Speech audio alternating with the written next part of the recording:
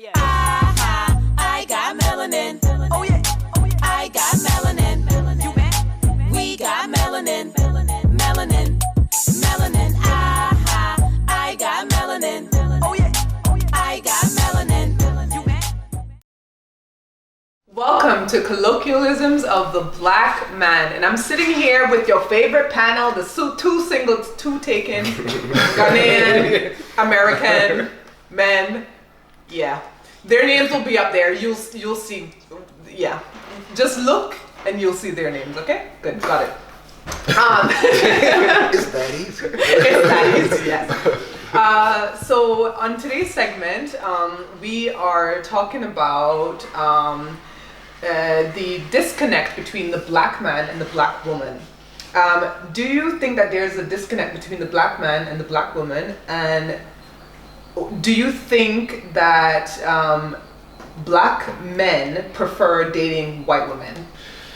There's definitely a disconnect, but it's a disconnect that's not necessarily formed by us. Well, as far as American black individuals, this came from by way of Willie Lynch, which is the guy who started lynching, the hanging of black people. And he wrote a book on how to make a slave. Yeah. And in this book, he talked about the separation of the black woman from the black man, and pretty much making the woman more dominant within the relationship, so that the black man becomes weaker. Killing the black man in front of the child, so that the child will always submit to the master. Just like so many different things that he put together. And he said, if you follow this plan for 1 year, then it will last for the next 300 to 400 years. And so this is something that was actually put together by slave masters and by different organizations within America. So there's definitely a separation. But the problem is that we don't really recognize it. We don't know where it comes from. And that's why people allow for it to just keep on growing. Yes, I agree with you 100%. I'm gonna step in there. I'm sorry if you had a thought, but I actually wrote a poem. One of the first poems that I ever read in Berlin when I moved here was called The Willie Lynch Syndrome. And it was talking about that, and in it, it was an angry poem because I got so angry when I was writing it, talking about, the disconnect between the black man and black women, because for a long time I never felt like my black brothers loved me. And so I wrote this poem about that, and everything that you just said was exactly what was in my poem. And I will show it to you after we leave here, but yeah. So that's what I had to say about that. The Willie Lynch syndrome is definitely something that has trickled down from generation to generation, whether we recognize it or not. And yeah, what is your opinion on that, Daniel? Oh wow, that's a tough one. Basically, you made your point. I couldn't agree more with that. I would say I prefer black women more than white women. Okay. But the other aspect is, in my opinion, white women, if you want to mingle or do stuff, white women are easier to get. Oh, he went He went all there. I'm basically done. I think I made my drop. Just to make things clear, we're not here to bash or degrade or demean anyone at all. We're just trying to get to the root of the problem. And I do understand what you're saying, because I think the point is law of attraction and all these things. But there's some white women out there who prefer black men. Yeah. And then they're definitely easier to get. Yeah. And that's basically my point. Yeah. I think growing up, I can speak to many of the things that both of you said. I think growing up in Germany, I wasn't too aware of this, but it also has to do with, of course, like decolonizing the mind and understanding that beauty standards that are set in Western cultures are not necessarily universal, and then kind of unlearning that with time. But then, growing up as a young man, I think it was also a matter of availability in a sense. There were just more. That's true too. There were just more white women around where I grew up, and yes, there's also the sexual connotation where you mix in like sexuality with racism in another sense, or positive racism, that people like to call it, where they're just very attracted to us. They sexualize us, re-sexualize them, Yeah. and then it's easier to get together like that. And it's not always like that with black women. But that, in my case, that actually made me respect black women all the more. And when I then kind of unlearned some of the things that I grew up with, that's when I was able to interact with black women on a different level, on a higher level. Yeah. Okay. Do you have any opinion on that, Elvis? Yeah, on the second one, I think I have to agree with you. When I was younger, I also used to date white girls. Yeah. Because I was like, the black girls talk too much, and etc. So I don't want to date them. Boy! I was waiting for that. she will definitely say something about that. No, I really talk a lot, so I'm not even gonna argue with you there. Like, no. But now when I became older, I was like, you know, when you date a black woman, we have a better connection. You know, we understand each other better. So it's better to have a relationship with someone from your own tradition or from your own race. Yeah, and background. I think the point with availability is I grew up in Bavaria, a very small town, and I was the only black guy around there. So there were no black women. Yeah. And even though when I grew up, when you open a magazine or switch on the TV, you didn't see any black woman like now. Yeah. Nowadays in Germany. It was a bit different, yeah. Okay. I think I can only speak for America, right? I think in America, the white woman was a part of the hands-off group. You know what I mean? And so once things started to even out a bit, this hands-off no longer existed. So it was like, okay, now I can go ahead and partake. And so once that happened, I think a lot of men just started flocking towards white women. You know, and I mean, it goes also with what you were saying. But I think it's like telling a child that they can't have a particular thing that makes the child want it even more. Make it. You know what I mean? And I think that happens in America. I think something similar happened in Africa, of course, as well. There was also that kind of a hands-off policy, or like some adoring white, referring to white as being like superior or whatnot. And this also, of course, transported over to Europe. And even though I didn't grow up with this belief, it was still within me. It's still inside of me because it's been with my people for generations, for hundreds of years. You know, so I can definitely say that this is also something that affects us here.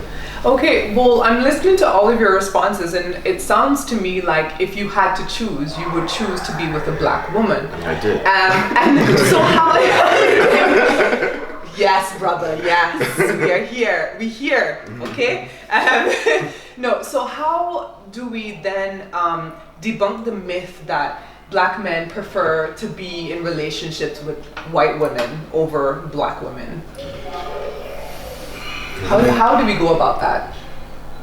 Is it necessary?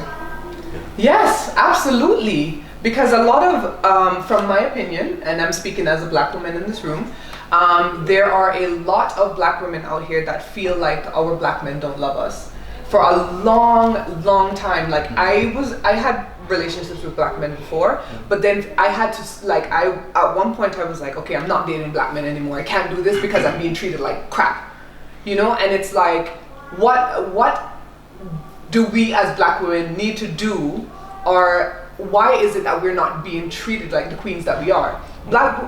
In my opinion, you know what? All women are beautiful to me, but black women, we have this aura, this thing about us that makes us great. And it was for a lot of me and my friends when we're talking, it's like, why do they not see us as the queens that we are? You know, what is it that we're doing wrong? You know, and it's like society places this stigma on us. We're the angry black women, or, you know, we wear weaves and we do this and we do that, and it's just like, but that's not us. Like when you get deep inside of the black woman, you get to see something that is completely far removed from what society says we are. I think a lot of women don't acknowledge the additional struggle that black men go through once we walk out the door. So once we come home and we have to go through a second struggle, it's like, hey man, come on now. So it's like, I don't know, it's the acknowledgement of that that causes the disconnect a lot of times. I think black men maybe want too much from their black woman, and black women want way too much from their black man. And as a result, that causes an issue. Okay. And so when a black man tries to approach a black woman, that aura of give me everything you got kind of makes a lot of men stay away.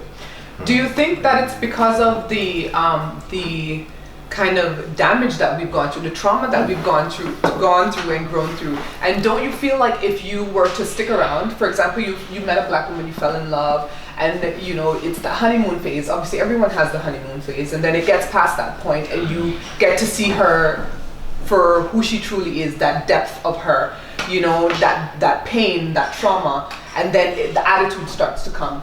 And it's like, who are you cheating on me with, and who you do, because we've been hurt, you know, and I can speak for my sisters and myself, and we've gone through so much, and all we want is to have a man that understands. When we get to that point, just stick by us, because it will be over, you know, we will get over that hump, and we will get to the point where it's nostalgic again, and it's honeymoon phase again, and everything again, because we realize, okay, you know what, this man is here to stay. He will not betray me, he won't do anything to hurt me, he's here to stay. I will treat him like the king he is. I don't know if it has definitely to do with also the patriarchy, right? Patriarchic systems. But I would say that black man treating black women bad is not only, is a structural issue, right? And it comes from a structural place where we all went through trauma, generational trauma, and then this can then express itself in violence, for example, towards women. But I don't know, like I don't speak for myself, I don't know if it's like if I treat black women differently than black men, but than white women, I wouldn't necessarily say that when I'm in a relationship with someone. So it goes the individual man too. Exactly. Like not just a whole. And everyone when you've been in fits in the same situations box. when you've been in situations where you had like shitty men, then maybe the problem was, you know, the man, not necessarily structurally all black men. Yes, I completely agree. Yeah, Elvis, anything you have to say on that one? Yeah, I also agree with. Okay, and so how do we get the black man and woman then to understand each other's pain, do you think? The first thing is we have to realize where it's coming from and where it started, which is where we go back to the Willie Lynch situation. We know that it was actually done purposely. Rip us apart purposely. And the new generation, they don't know about this. All they know is what was passed on from their parents. And what their parents showed came from their parents, and so on and so on, which originated with these different projects. So we have to educate ourselves on where it's coming from. I also think some parents tell their kids not to date black. It's also there. So that's the reason my daughter's father's mother asked him when we were dating, asked him, why are you dating that black Jamaican? Yes. I was appalled because he's a black man. Like, how do you tell your black man not to date a black woman? You are a black woman. What is going on here?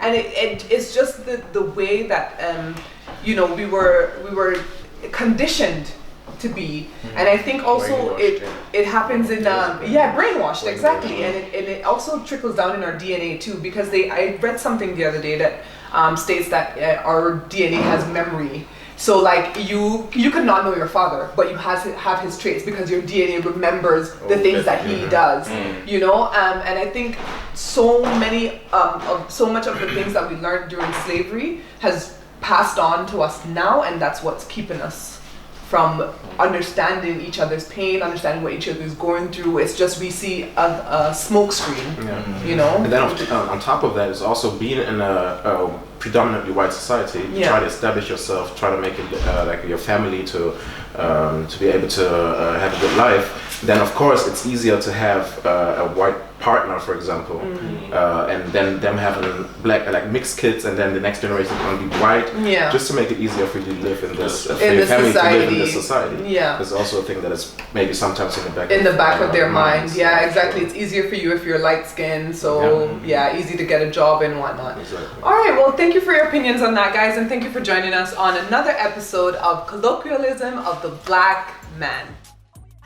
That's one thing with this thing about strong black women. It's always other people that think that you're a strong black woman. If we do, then we're considered as the angry black woman. She must be very strong. So we must not show her love We must not care about her because she doesn't need it. Deal with it. I don't need to look out for you because you're fine. But and I see that she's not having a good day. I might look her in her eye and I do. That's strength.